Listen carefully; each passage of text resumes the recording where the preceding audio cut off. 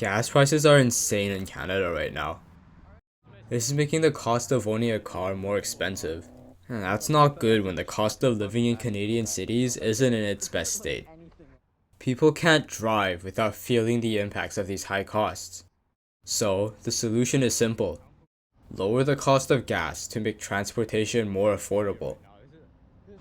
But this isn't the whole story. Cheap gas doesn't make transportation much cheaper compared to other solutions, but people think it does. Even if the prices manage to get down, it won't help as much as a solution that has already been around for over 100 years. Driving is expensive. While that's partly the fault of expensive gas, even if you don't use gas and drive an EV, it's still expensive. Just think about it. First, you need training and to get a driver's license, which costs a few $100s to a few $1,000s. Once you've done that, you need to buy a car, which will cost you tens of thousands of dollars, and insurance, which is another hundreds of dollars a month. Every once in a while, you have to bring your car to maintenance, which costs another few hundred or few $1,000s per year. That's a lot of thousands of dollars per year, and I still haven't added in gas. This is terrible. Transportation is super important for everyone, and we have to pay so many thousands of dollars per year just to be able to get around. There's a solution to this unaffordable transportation, but it's something not everyone likes. Public transportation, bikes, and walking. Yes, they cost money, but compared to owning a car, it's pocket change. A monthly pass that allows you to go anywhere in Metro Vancouver on transit costs just $194 per month. It sounds like a lot, but it's cheaper than gas and insurance, and there's other monthly passes if you don't need to commute 3 zones every day. Ordinary bikes don't cost tens of thousands of dollars, and you don't need a license and insurance. You might need to bring it to the shop if it needs repairs, but that's a lot less common since a bike barely has any moving parts compared to a car. And all you need to walk are shoes. All 3 of these affordable options are literally everywhere in other developed and even non-developed nations, but for some reason Canada and the US don't think their citizens need a cheap way of getting around. I know what you're thinking. Of course these solutions are cheap. They suck. Transit is slow, overcrowded, and infrequent, biking is dangerous, and walking is slow. There's a reason they suck, okay? We spent decades building or bulldozing our cities for cars because at one point in time they were modern and cool. But over time, we found out that cars actually cause a lot of issues. Safety, infrastructure, noise, pollution, and of course, cost. Unsurprisingly, this has made cars the normal transportation, and every other form of transportation is now seen as an inferior waste of money that creates traffic, which it doesn't. The thing is, everyone will benefit from cheap transportation no matter how rich or poor you are. Just because you can afford a car doesn't mean you'd buy one if transit or cycling was developed enough. It'll save everyone money, more money than cheap gas.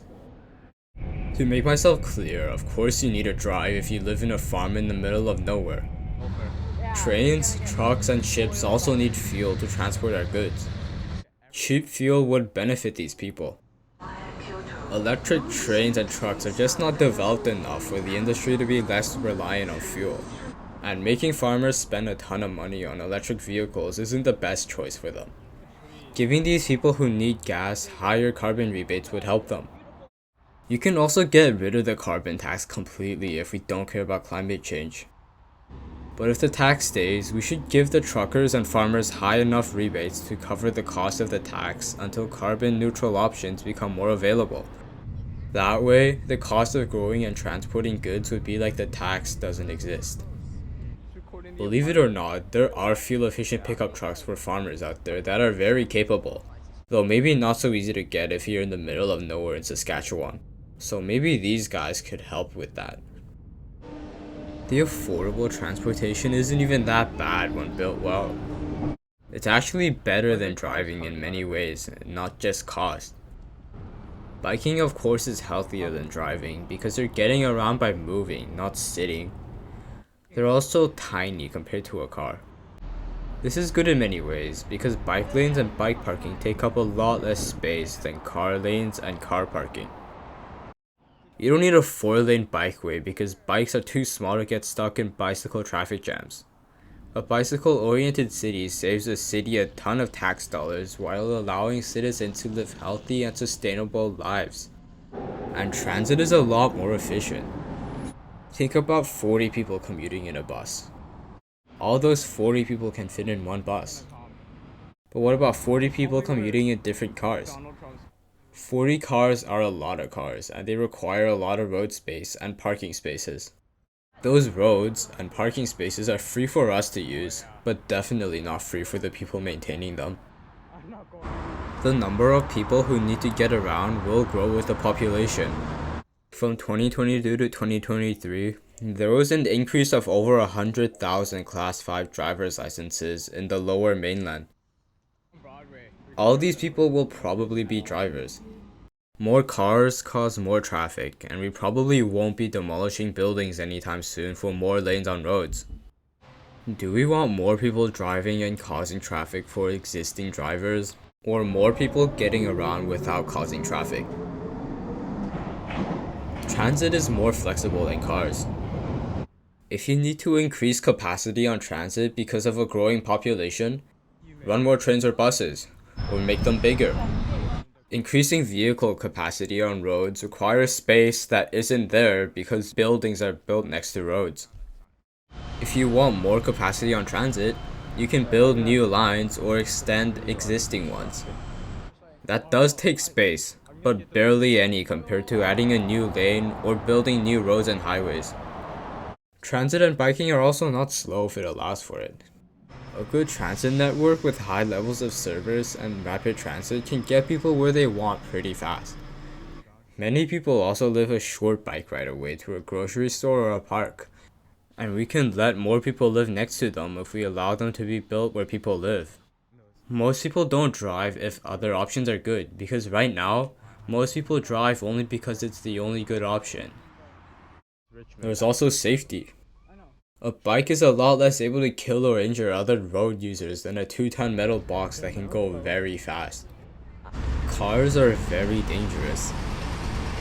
A lot of people, like thousands of people per year in Canada, get killed or get life-changing injuries because of car crashes. That's a lot of dead people and people who can no longer live life like they used to because we refuse to acknowledge that cars are dangerous. You can argue that car culture is embedded into Canada and America, and we shouldn't change our identity to save people money. But sometimes, certain aspects of society should be changed. Take equality as an example. Western society used to be very unequal and discriminatory. But in the 20th century, people spoke up about it, and a lot got changed. While inequality and discrimination are still very much prevalent in Western society today, it at least got better. This is a good example of changing an aspect of society to help people. Car culture kills tens of thousands of people in Canada and the US in 1 year alone, and costs people tens of thousands of dollars per year. Tens of thousands of mourning families and friends, and tens of thousands of people who get seriously injured and end up spending a lot on medical care. That's a lot of people, and anyone could be the next death or injury. Car culture also prevents low-income individuals who can't afford cars from getting around conveniently and, most importantly, safely because of their wage. People with certain disabilities who are unable to drive can also not get around conveniently and safely. Should an aspect of Canadian and American society that loses people their lives and money and screws up low-income families and disabled individuals be changed or no? So what can you do if you don't want to spend thousands of dollars annually on a car? Show support for the affordable options. If your city wants to build a new bike, pedestrian, or transit lane, give positive feedback on the survey for the project. If your city barely has any plans or has none, write an angry letter to them talking about what could be fixed. If there are any, show up to council meetings discussing these affordable forms of transportation and start arguing with the people who oppose them. It's called advocacy, and there's definitely a group of people in your city or town who advocate. Inform people on this, and they could do the same and advocate. Cheap gas can make transportation a bit more affordable, but we can do better. By showing support, maybe one day our transportation won't cost a fortune.